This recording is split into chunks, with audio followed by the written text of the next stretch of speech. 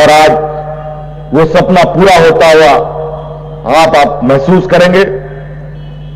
बहुत सारी बातें हैं, कुछ बातें हमारे मन के अंदर भी है जिसको हम बाहर नहीं निकाल सकते। हम लोग बोलने पर विश्वास नहीं रखते हैं, हम लोग काम करने पर विश्वास रखते हैं। धरातल पर चीजों को उतारने के बाद लोगों के बीच में जाते हैं और उनसे बात करते हैं। आज हमारे पत्रकार मित्र लोग भी यहां बड़ा कैमरा लगा लगा करके खड़े हैं। जीवन भर, बुरा मत मानिएगा, झारखंड मुक्ति मोर्चा को आप लोगों ने कभी अपनाया नहीं। आप लोग अपने मालिक के पूरा वफादार हैं। बड़े बड़े अखबार चलाने वाले, टीवी चलाने वाले, भारतीय जनता पार्टी के ऑफिस के बाहर में घूमते हुए आपको नजर दिखेंगे उनके मालिक, तो गुणगान भी वैसा ही होता है। लेकिन आप पत्रकार भाइयों के लिए भी पिछला सरकार में भी हम ही ने आपको अधिकार दिया, इस बार भी सरकार में आने के बाद आपके बारे में हमने चिंताएं की। 5 साल में क्या किया? 5 साल में जिस तरीके से आपने उस गुरु सरकार को गुणगान किया है, आज उस सरकार का हश्र देखिए। यही हाल अभी यूपी में होने जा रहा है, चिंता मत कीजिए। अभी यूपी में जिस तरीके से भारतीय जनता पार्टी नाक से पानी पी रही है, आने वाला पूरा डुबकी लगा जाएगा, बता देते। गलत फहमी मत रहिएगा। अगर किसी को इस बात का यह है कि हम बड़ा बड़ा अखबार में फोटो छपवा लेंगे, देश में राज करेंगे, दुनिया में राज करेंगे, थोड़ा देर हो सकता है, हमेशा के लिए नहीं। आज इसके लिए मैं किसी से यह नहीं कहता कि आप हमको थपथपाइए, आप हमको धन्यवाद दीजिए। हम लोग काम करने वाले लोग हैं, मेहनत कश लोग हैं, और 5 साल और बचा हुआ समय जितना दिन रहे है, हर दिन मैं इस चिंतन पे रहता हूं कि इस राज्य में और इस राज्य को कितना बेहतर किया जा सकता है। हालांकि कोई मेरे पास जादुई छड़ी नहीं है और दूसरे पार्टियों के जैसे बड़े बड़े विद्वान हमारे पास नहीं है, लेकिन जो भी है वो लोग इस राज्य के भावनाओं को भली भांति समझते हैं। यहां के गरीबों को, किसानों को, आदिवासी, दलित को, पिछड़ों को, उनकी समस्याओं को और समस्या का समाधान को करने की क्षमता रखते हैं।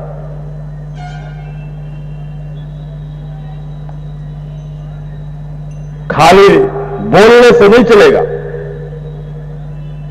कि हवाई चप्पल वाले को हवाई जहाज में चढ़ाएंगे, लेकिन बेचारे हवाई चप्पल वाले कभी हवाई जहाज में तो चढ़े नहीं, लेकिन झारखंड के हवाई चप्पल वाले लोग को किस्मत जरूर था कि हवाई जहाज पर चढ़ गए।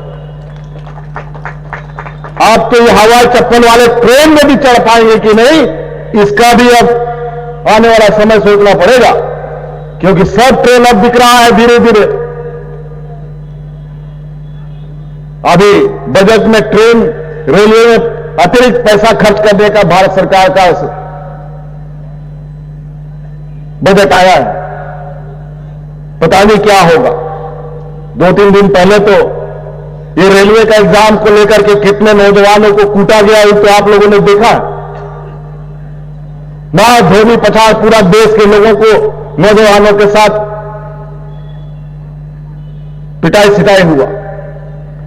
हम इसीलिए यहां पर कई अनुबंध कर्मी लोग हैं, हम आप लोगों से कहेंगे, यह सरकार भाजपा की नहीं है, यह सरकार आपकी है। और आप लोग बेवजह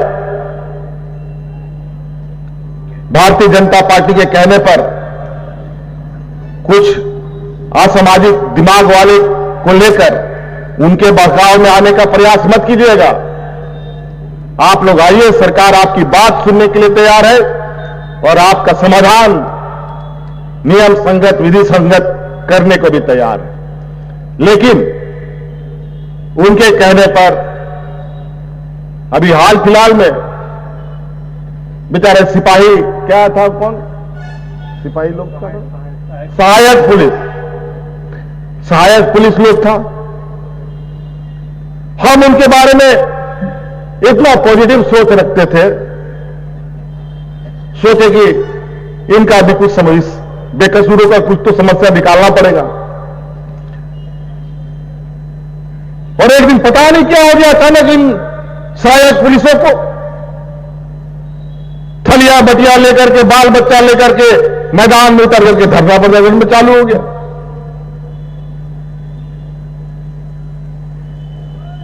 और हमको जब पता चला कि उन सहायक पुलिस को हमारे विरोधियों ने वहां जाकर बैठा दिया, राशन भी उनको पहुंचा रहा है, बड़ा बड़ा हड़िया वो बर्तन सब भी पहुंचा रहा है, टेंट भी दे दिया कि रहो यहीं पर, और नियम के विरुद्ध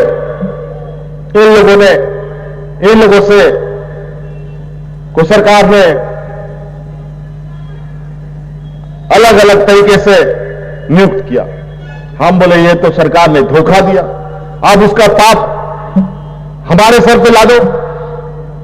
लेकिन आप लोग चिंता मत करें, हम सब के बारे में, जिसके लिए संभव है उनके बारे में हम लोग काम करने के लिए तैयार हैं।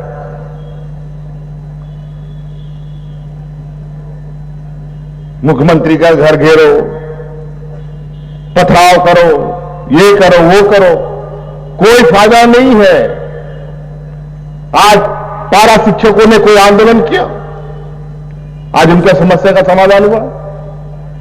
कई ऐसे लोगों का समाधान होने जा रहा है।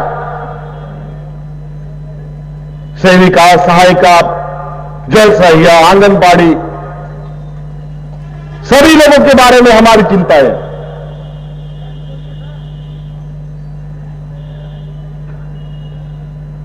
इसलिए आप लोग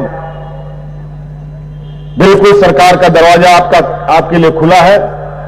आप लोग आइए, अपनी बातों को रखिए और हर संभव यह सरकार आपके प्रति संवेदनशीलता के साथ काम करेगी। कई चीजें हमें रास्ता नहीं मिल सकता है, लेकिन आप लोगों के साथ बैठकर उन रास्तों को भी ढूंढा जा सकता है। इसलिए झगड़ा करने से, जबरदस्ती गलत लोगों के बहकाव में आकर के गलत तरीके से मांग रखने से चीजें नहीं बनती। तो इसलिए आप सब लोगों से आग्रह है, राज्य को एक बेहतर दिशा देने के लिए, राज्य को हम अपने आने वाली पीढ़ी के लिए सुरक्षित रखने के लिए हमें आज से नींव को मजबूत रखना होगा। अगर हम लोग के इस राज्य का नींव मजबूत होगा तो उसका आने वाला समय में हमारी पीढ़ियों को उसका लाभ मिलेगा।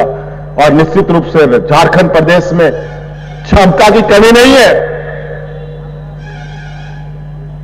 यहां सिर्फ कोयला लोहा ही नहीं है, यहां के लोगों में अपार क्षमताएं हैं, चाहे वो खेल के माध्यम से हो, चाहे पढ़ाई के माध्यम से हो या अन्य माध्यम।